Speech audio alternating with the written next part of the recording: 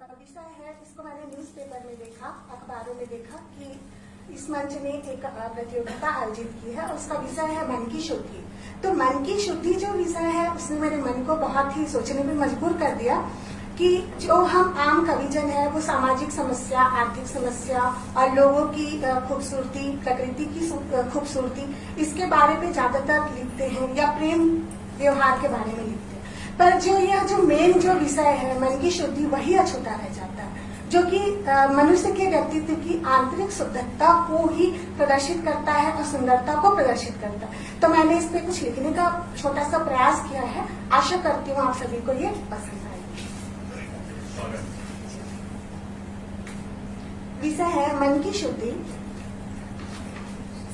जब समझ आने लगे फूलों की महकती मुस्कान, जब समझ आने लगे फूलों की महकती मुस्कान, पत्तों पे शीतल ओस की बूंदे, पत्तों पे शीतल ओस की बूंदे, और अनोखे जीवों का विज्ञान, और अनोखे जीवों का विज्ञान।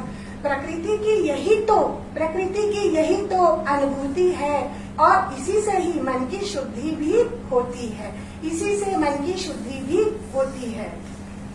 जब समझ आने लगे, इसके बाद की लाइन है, जब समझ आने लगे अमूल्य हवा और ये बहता पानी, जब समझ आने लगे अमूल्य हवा ये बहता पानी, कल झरनों पे इनकी रवानी, कल झरनों पे इनकी रवानी, निर्मल बचपन और हरकतें बचकानी, निर्मल बचपन और हरकतें बचकानी।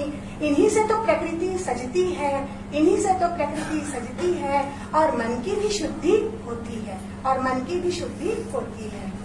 तीसरा जो मेरा जो लिखने का वो था वो है, जब समझ आने लगे स्त्रियों का संपूर्ण व्यवहार, जब समझ आने लगे स्त्रियों का संपूर्ण व्यवहार, प्रेम समर्पण और उनकी भक्ति, प्रेम समर्पण और उनकी भक्ति, स्नेह आस्था से भरी उनकी अनूठी शक्ति, स्नेह और आस्था से भरी उनकी अनूठी शक्ति।